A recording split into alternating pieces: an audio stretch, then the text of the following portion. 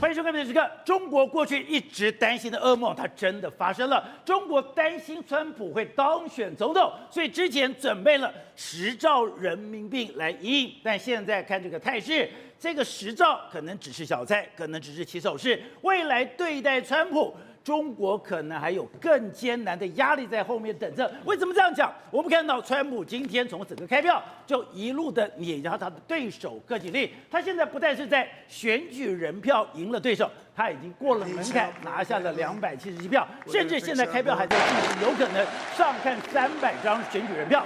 而且大家不是说我只有在选举人票上面赢了，我连在总票数上面我也碾压对手。按照目前的数字，在整个选举选票上面，他已经赢了贺锦丽500万票，等于说让民主党输得心服口服，而且让中国更恐惧的还有，在参众两院里面，共和党都取得多数的席位，也就是现在川普他如果要执行什么样的政策，他如果要推动什么样的法案，那现在几乎已经没有人挡得了他。一个没有人挡得了的川普，他到底会做什么样的事情？而这些事情真的会让中国压力山大吗？真的让中国无法承受？而那10兆人民币的准备金到底够不够用呢？好，我们今天请到来宾的地方，首一的财经专家黄寿松，你好，大家好。好，第二位是资深媒体人吕国珍，大家好。好，第三位是资深媒体人杨维珍，大家好。好，第四位是资深媒体人张宇轩，大家好。好，第五位是军事专家陈国民，大家好。待会儿呢，东海大学的政治系教授邱世仪也会加入我们的讨论。你之前一直在讲说，中国有一个最可怕的噩梦，最可怕的梦就是川普王者归来，没错，川普重新回到了白宫。因为我们刚才讲，现在中国所有的困境都谁搞的？川普搞的，没错。谁开始对中国搞贸易战争？川普开始干的。对。谁开始一刀一刀的砍向中国？都是从川普开始的。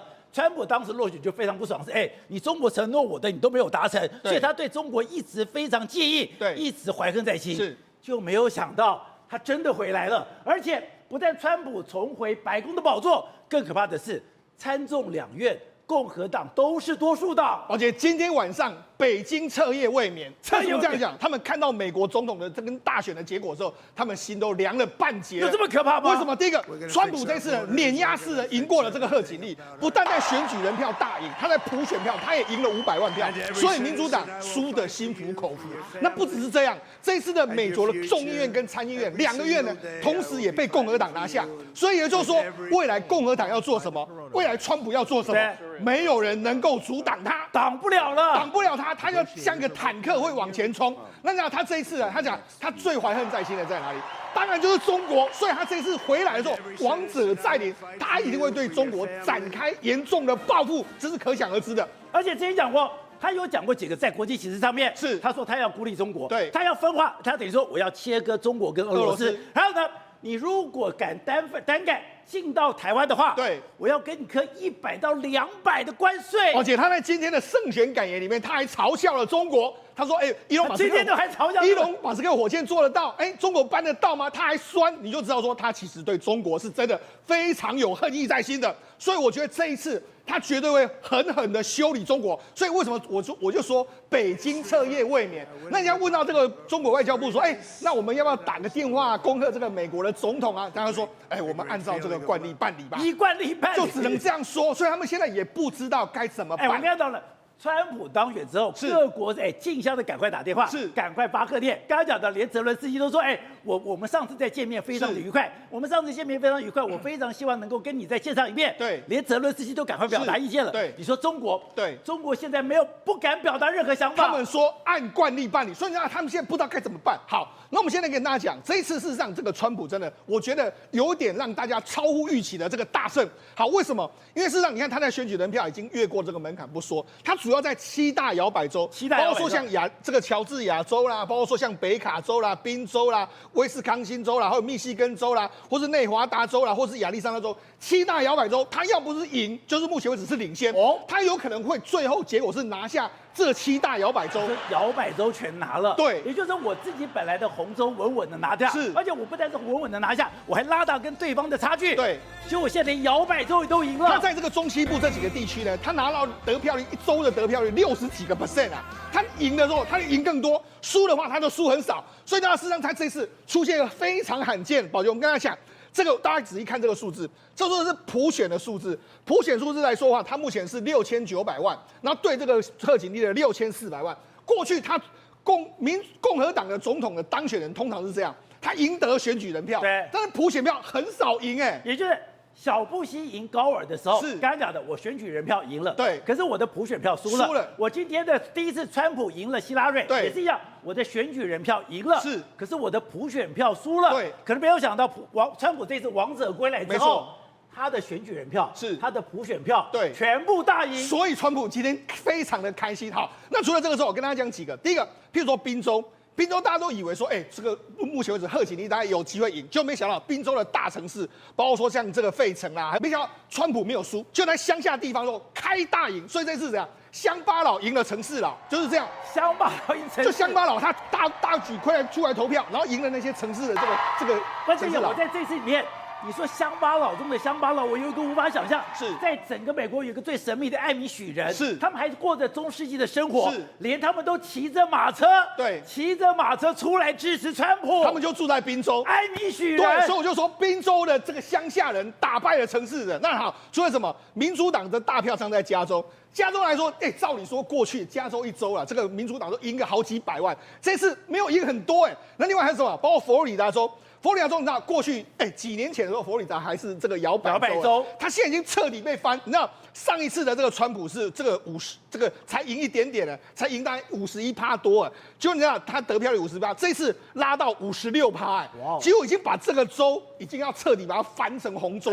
所以呢，事实上这一次川普真的创下非常多美国的记录而且刚刚讲了佛罗里达州之前的最大郡，对，共和党已经好几十年没有赢过了。这一次他居然赢了，对，所以呢，事实上这一次川普为什么他这个晚上那么开心，真的是完全如同他预料了，这个秋刀扫落叶一样的获得总统的这个大位。好的，所以你刚才讲的，现在整个压力最大的，我们之前讲的，整个中国之前为什么要开始 hold 住我的人大这个常会？那为什么我要去静观其变？为什么我要准备这个所谓的10兆人民币作为准备？对，他们都讲了，上面讲得清楚。因为如果川普当选，对，好，宝姐，为什么中国那么恐惧？我跟他讲，事实上川普讲过非常多次，他想要结束俄乌战场，他想要结束以色列的战争，他主要是要面对谁？就是面对中国嘛。实际上国会的想法跟他一模一样，美国共和党国会跟他一样，所以等于是美国国会共和党跟美国总统是一模一样的想法，所以他们未来眼中只有一个敌人，中国，那就是中国。范斯都说得非常清楚，副总统都说我们只有一个敌人，那就是中国。所以未来中国为什么压力这么大？所以你说现在这个状况下面，刚刚讲的我还多面开战，对，我在俄乌有战争，我在中东有战争，我等于我全力要准备亚太有可能新的战争，甚至我也去对付北韩。对，可以说对川普来讲，俄罗斯不重要，是今天中东不重要，对，我唯一重要的全力对付中国。所以你知道金小胖是最明显的人哦，你看他最近他已经不跟中国往来，跑到哪里去？跑到俄罗斯去，所以真正明眼人已经知道要怎么玩这个游戏了，远离中国。对，所以你知道，事实上对中国来讲，等一下他说什么？他原本今天最近开的人大常委会不是要说要10兆人民币吗？对，就现在传出来的消息是，我们先暂时不要发了。为什么？因为我们不知道川普上台之后会怎么做，所以我们先不发。你说那个洞不知道有多大？对，因为我们本来就说他预期要发10兆人民币，但是川普上台可能会加码嘛。但现在真的算上台啦。我们要怎么加码？不知道，因为川普上来怎么做不知道，所以现在对中国来说，我才说今天晚上对中国的领导人来说，他们一定是彻夜难眠的一个局面。而且你讲这最恐怖是，你不是只是拿下白宫，你的共和党、你的参众两院都是，对，而且共和党现在参众两院都是以打中国为主要的诉求，甚至川普之前讲，你如果北京敢轻举妄动的话，我就直接派轰炸机，对，直接炸北京。没错，虽然川普也会骂台湾，不过他对中国来说真的是毫不这个说很严厉的说，你看今年5月的这个募款参会，他是闭门参会，他是说如果中国在我任内的时候入侵台湾，我会下令轰炸北京。你看他这样讲。另外一个7月获得提名说，中国车企不接受的话，面临每年的100到200%的这个高关税。他说对中国要开征60到100%的关税，所以是这样，他要对中国科60到100%的这个关税，他自己讲的哦。好，另外一个，他接受华尔街专访的时候，他说如果中国进入台湾的时候，很抱歉，我要对你科150%到200%的关税，所以就这样。然后最后一次来说啊，就说中国不是在对我们进行环台军演吗？他说什么？他说他们这样做是因为以后不会这么做，你明白吗？就是说，因为如果我来的话，中国根本不敢这么做。对，所以你知道他其实就是他很多话都是对中国讲的是最狠的一句话。所以说你现在看到他现在军机绕台，对你看到他的军舰绕台，对你现在看到他的航空母舰在台湾的北跟南，对在这边等于说坚守的。是现在川普讲，是。你未来习近平，你还敢这样做吗？对，所以你知道是人家就说嘛，这个如果真的他上台之后，习近平可能不敢军演，那习近平可能也会比较乖。为什么？因为中国可能美国可能真的会用大棍子打这个中国的这个状况。而且刚刚讲的，现在中国所有的处境最惨的干嘛？都是因为川普开始的。是的川普在2019年发动那个所谓的贸易战争的时候，对整个中国开始伤筋动骨，伤筋动骨，这个是一个进行式。是没有想到从2019年中美贸易战到现在都还没有停止。对而现在最新的是，第一个，我东西不卖给你，我最高科技不卖给你；第二个是我现在制造最高科技的这些仪器，我不卖给你。后来我要制造这些最高科技的仪器不卖给你之外，我周边的包括化学药品我也不卖给你。现在更可怕的是什么？现在更可怕的是，我这些最高科技的产品里面，包括化学药剂里面这些所有产品，连你的下游放在中国，对也不可以。对，目前为止来说，美国可以说是对中国的科技业者再来进最后的这个封杀。什么封杀呢？他们对这个半导体的供应链，譬如说印彩有一个供应商叫做这个沈阳财富精密，他觉得他想要我工厂在中国，那我到新加坡去设厂好了，这样我不是中国公司啊，我是新加坡的公司啊，就没想到美国就说这样也不允许，这样也不可以。就反正你只要是中国公司，你到哪里去都不行就对了啦。那甚至很多中国的家电业者怕被美国制裁，他把公司搬到新加坡，搬到哪里去？反正我就是要这样坑你，所以就好。川普讲的非常明确，他说，如果中国汽车你没有到美国设厂，你就算搬到墨西哥，我也给你磕100%到200%关税。他就是针对中国的产品、中国的公司，我就给你磕税。所以他在讲的，只要有中国的基因，对你去哪都一样。我问大家一件事嘛，他跟这个习近平在他的最后的任内的时候达成了贸易协定。请问中国有做到多少？没有吗？没有做到多少？你觉得川普他不会记恨在心吗？他绝对会上。他认为说上一次的他为什么会败选？第一个 COVID-19，他觉得是谁搞的？他觉得是中国搞的。第二个是什么？你没有买很多的产品啊，让我美国经济不好。他觉得谁搞？中国搞。他嘴巴没有说，他虽然都一直说啊，我跟习近平的这个交情很好啊，怎样？但是问题是，他这一次绝对会把大刀挥向中国，所以中国真的接下来要不过紧日子了。好，宇轩，我们来看到了，全世界都有一个主旋律，这个主旋律你要看到的，它是影响所有人最重要生活的政治因素。过去一段时间，我们讲中美对抗已经是主旋律，可是中美对抗不是唯一的旋律，你还看到了俄乌战争，你还看到了中东战争。可以说，川普现在王者归来之后，最恐怖的是，因为他现在干嘛？我已经要处理俄乌战争了，我也要处理中东战争了，我也要化解我跟普丁的这个纠纷了，甚至纪晓岚跟我关系很好。如果我把这边都处理完了，未来这个中美对抗，它最恐怖的是，你不但是主旋律，而且是唯一的旋律。巴拉哥是唯一的声音，为什么？因为川普上任之后，第一件事情做的最让中国胆战心惊的是，过去中国叫什么邪恶轴心，有中国，有北韩，有俄罗斯。但如果未来没有了北韩，没有俄罗斯，以巴战争也不再是一个纷争，乌俄战争也被摆平了，那唯一对于美国，对于全世界来讲，只有一个敌人，这个敌人叫谁？中国，就是你中国。那我就问一个很简单的问题：好，你说乌俄战争，川普是不是讲说我上任之后马上摆平？但俄罗斯会不会卖给他一个面子？会吗？当然会。我跟你讲，不要讲俄罗斯了，乌克兰，你知道泽伦斯基最近讲什么吗？他说了什么？他看到当选就说：“we need to talk， 我们需要谈一谈。川普总统，我们来好好谈一谈吧。”不是之前还在那边我们要打进俄罗斯，我们要深入他领土，跟他1换1，就现在知道大事不妙。那你是要回到以巴？不好意思，请问一下，川普最大的金主是谁？就是我们讲的以色列的犹太人啊，犹太人就是他最大的金主啊，所以对他来讲，这个完全逮就不是问题的，他要处理都能处理。而且当今天他做出一个动作，他摆明向全世界宣告说，你俄罗斯不是我的敌人。你以色列以巴问题呢，这也不是我的问题。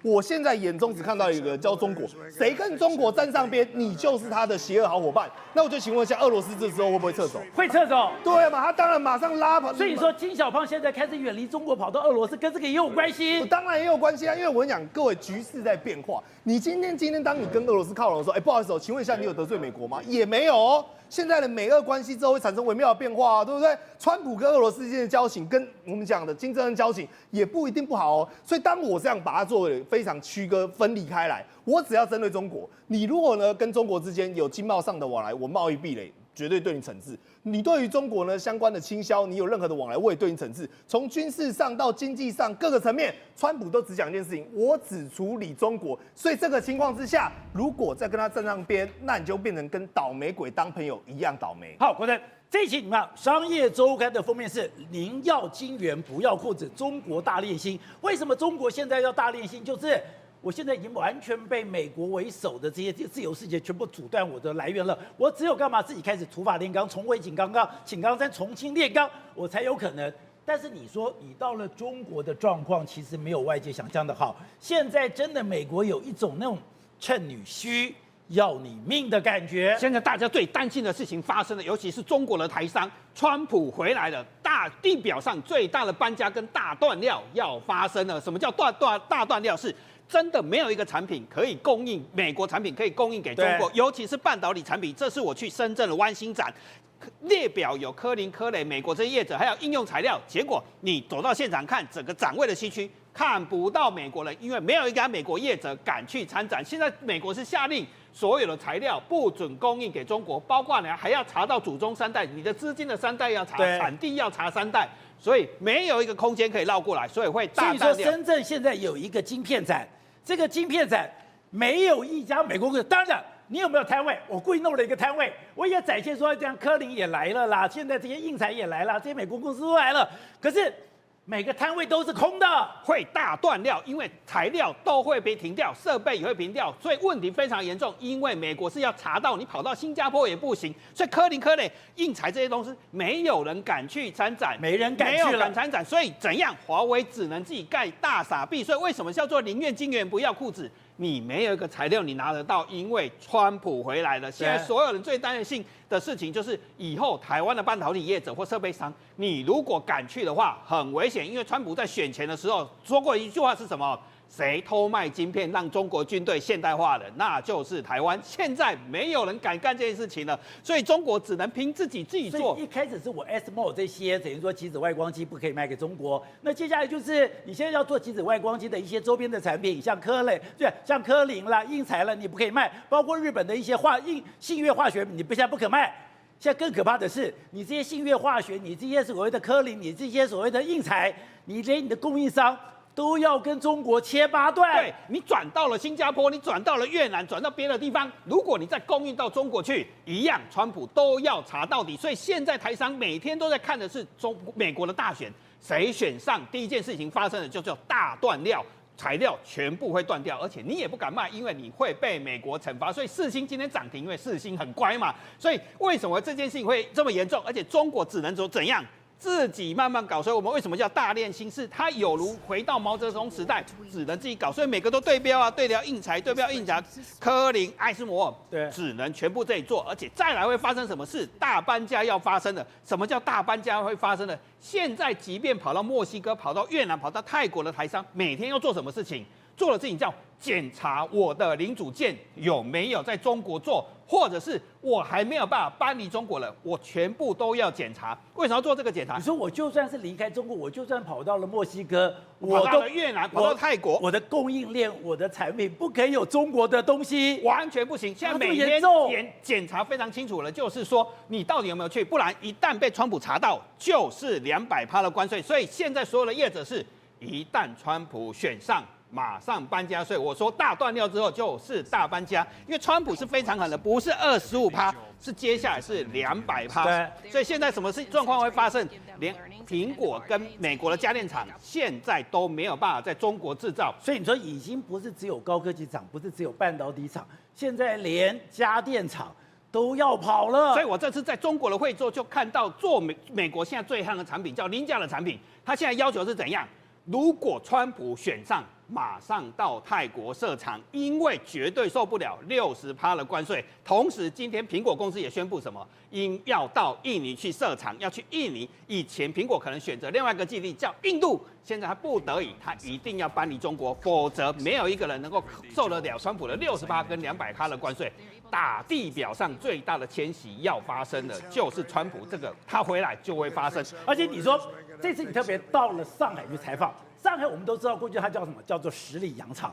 可你说，现在这个十里洋场已经变成10里的外资坟我场。们真的没有想过，2019年川普推动了所谓贸易战、科技战之后，竟然会这么严重，因为所有的外商几乎没有钱赚，所以我们礼拜六7点到了这个餐厅去吃饭，空空荡荡的，厨师跟接待人员看到我们吓一跳，我自己也吓一跳。对，大家怎么想说会有没人，完全没人，所以上海的自己的中产都说什么样？我现在都想尽办法要把资金跟我的家人搬到美国去，因为上海已经回不到改革开放之后的那个日子，外资到处都外资，到处都有钱赚，所以整个上海现在是怎样？一夜回到改革开放前的那个状态了。不是，刚刚讲的未来的主旋律非常清楚，就是一个中美大对抗，而这个中美大对抗，你说中间最核心的竟然是我们的 AI 产业，这个 AI 产业包括台积电，还有我们今天的电子五哥，所以你今天台湾根本不用担心，今天谁也不能轻忽我们。是最重要一件事情是，当时是谁让这些台湾的科技大厂几乎同时间离开中国的？川普，因为他掀起了这个贸易大战，现在川普回归，第2次的贸易大战。当时为什么广达回来了？你为什么看到很多的这个电子五四哥回来了？都是在川普的压力下回来的。是，而且呢，你要知道，他不仅是广达回来，电子四哥回来，他们也去哪里？去美国了。对耶。所以现在合作就说啊，其实整个世界最大的不同的一个改变在哪里？以前大概这些电子厂有90%全部在中国，到现在目前为止，大概已经有30%都去其他不同的国家，而且不要小看这30%去到其他不同的国家，未来离开中国的还会越来越多。第2件事情，现在川普回归。他要做一件事，什么事情呢？你给我宣誓效忠。什么宣誓效忠？宣誓效忠。你不要再跟我说啊，我哪边去哪边去，没有，你要就再给我美国。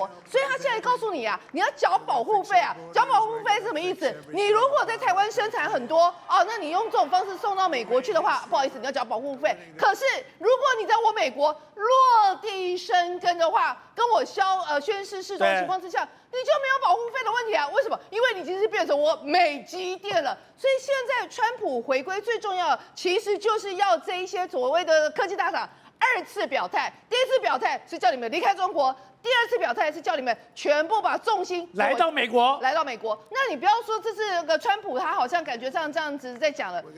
我们台积电准备好了，这就是为什么今天台积电大涨。为什么你说台积电准备好？他不是已经搞了一个亚利桑那厂了吗？还不够吗？亚利桑那厂总共要弄3个厂，总投资金额大概650亿美元。那我们之前就很担心嘛，说哎呀，那个美国工人很难管啊，美国企业怎样，美国工会很强啊，我们台积电去到那边水土不服，没有水土不服这件事情，只有一件事，我们用台积电的文化征服全世界。所以现在不是说什么美国厂、日本厂、哪里厂，没有，只有一件事，台积电厂。因为不管你在哪里，你睁开眼睛，你就是在台积电的企业文化里面。你说只有一个规格，只有一个速度，只有一个标准，那就是台积电。是，而且最重要的一件事情是，原来台积电早就跟凤凰城进行一个学徒计划。它这个学徒计划是怎么样？是要大概去培训出有技术人员啦、气体处理人员啦、电机人员啦、机械人员，而且整个课程多达2000小时，由台积的技术指导伙伴马里科帕社区学院来提供。所以换句话说，我现在台积电是个摇篮。这个人其实蛮感人的，他是土生土长的。他说他以前不知道自己要干嘛他说后来他都是台积电的学徒。对，他就说他是这个男生，他就说他不知道以前他自己不知道自己要干嘛，结果他知道有这个计划之后，他就加入台积电这个计划。而且最重要一件事情是，经过这一段时间的一个磨合，2000小时的培训之后，现在接受这些培训的这一些这个美国人，他们突然之间最重要一件事，他说他觉得他人生找到了一个方向。他说我在这里可以选择我要学气体、化学、水电机，最重要的一件事情是我可以去选择我想要服务的单位。那刚刚你看到现在这一位，他是哪？他是卢安达来这边的，他就说他以前原本是台积电的外包商，就其他的下游工厂厂商。他知道有这个计划之后，他说那我进来好了。就他进来之后，他们全家人都非常开心，也讲到说如果有机会的话，其他亲戚也想进来，因为这代表着你未来几10年的一个工作不用用再担心，不用再随时担心说会被 lay off 或没有那个其他的工作。第二件事情，他们也认为这代表着事实上台积电这个学徒计划是成功的。那现在台积电也把这个学徒计划从美国要移植到其他世界各国。换句话说，台积电已经彻底撤掉国籍的这个界限，每一个人不管在哪一个厂都是台积电人。好，对，邱老师，今天刚刚讲的，从整个美国开票一猜，川普都是你一样，川普都是领先，而且现在在7个摇摆州里面，你不是已经宣布你领先了，就是领先对手。那像人家讲的，川普现在已经变成了美国这几年来权力最大的总统吗？而且你不但是刚刚讲你的选举人票，还有你的普选票赢得对手，更可怕的是参众两院现在都是由共和党多为多数党。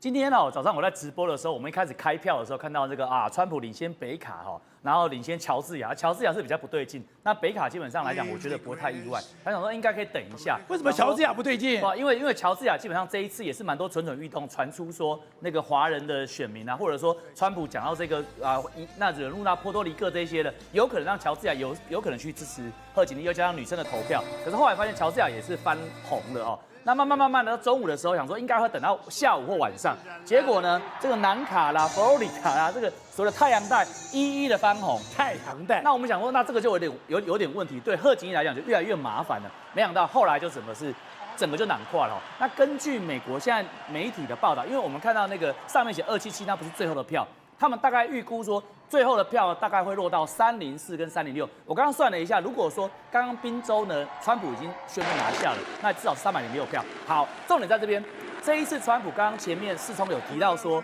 这一次川普是一个很划时代的一个记录。为什么呢？因为呢，其实你看共和党的总统从2004年小布希以来，他们没有赢过普选票，没有赢过普选票。换言之，在2016年的时候，川普 even 是赢了这个大选，他还是输普选票，他输希拉蕊，大输300万票。可是因为是选举人团制，所以他赢了。OK， 好，那现在川普这样赢，不但赢得选举人，他赢得普选票之外呢，参议院现在是51席对49席。那么众议院呢，虽然还没有完全开完，但你看那个态势，大概原本就是共和党是多数，有可能变成共和党继续是多数。换言之，行政、立法、参议院、众议院都是红的。不止这样子因为美国是3权分立，行政、立法还有司法。9个大法官里面6个是保守派，3个自由派。你大法官都是他的，没错。所以水平来讲，全部都是我川威武。不止这样，你联邦层级是这样，你其实到了所谓的州层级，其实今年很多台湾人不知道，美国还有选州长，州长共和党大获全胜，所以你就可以知道说，接下来这个川普的时代基本上是。当然不能说他要做什么就做什么，因为他还是有立法跟司法的这个所谓的自走。但是呢，川普基本上他推动事情非常非常容易。各位如果记得的话，2016年的时候，当时候呢，川普退出所谓的 TPP， 然后呢毁弃所谓的伊朗协议。那基本上他作为一个总统，他就可以马上的用他总统单方面的行政权力来执行。好，那这是川普，你可以感觉到他将是一个民主国家的皇帝啊。我可以这样来形容，因为事实上大家知道希特勒也是选出来的。当然，我们不是说川普是希特勒，我只是说民主国家有可能选出一个很滥权的总统。那另外就是刚刚讲的，现在未来的主旋律真的就是中美对抗吗？他上来以后，他真的去和缓他跟俄罗斯的关系，和缓他跟北韩的关系，然后他要全力对付中国吗？宝杰这个问题问得非常好，因为川普跟8年前的他最不一样的地方是，今年的川普在选举的时候，他对台湾当然有一些伤我们感情的讲话之外呢，他也说他跟习近平。跟这个金小胖跟普丁关系都不错，所以我的预估是说，他大概会有一小段，大概6个月以内春暖花开的这个跟中国，甚至他有可能直接去找普丁，然后去瞧这个乌俄的战事。但是呢，因为美中的这个对抗的格局已经确立了，所以长期而言来讲，还是会走向一个对抗的局面。好，那我讲一下，今天早上投票呢，有一群人非常神秘。这群人叫做 Amish，AMISH， 就是阿米许人。阿米许人，我在美国读书的时候，我常遇到。我们在开那个洲际公路的时候，他们是不用车子、不用电，知道他们是用马车的，然后穿那个好像19世纪的衣服。那更好笑的是，有一次我去那个德莱树，因为我们开车开累了，去德莱树要过到德莱树，结果呢，我太太下去买那个薯条的时候，发现阿米许人在排队。那既然违反他们教育，因为阿米许是不能够吃麦当劳的，是吧？所以我就遇到阿米许吃麦当劳，这是真切的事情那阿米许其实在宾州，在很多的州都有他们的一个保留区。那据说这一次阿米许有很多无数数不清数目的这个人呢，跑去投川普。当然，我们看这个新闻感觉很像很猎奇，但是它一点都不猎奇，因为阿米许本身是反对美国现代化，反对政教分离，他们希望说白人是完成的他这个所谓种族的这种纯化。所以你看 Amish people 哦，他们常常看，你看他的照片里面哦，有一些人看起来好像有一点点身心障碍，因为他们是近亲繁殖。这 Amish 呢是一块非常非常安静支持这个川普的这个生力军哦。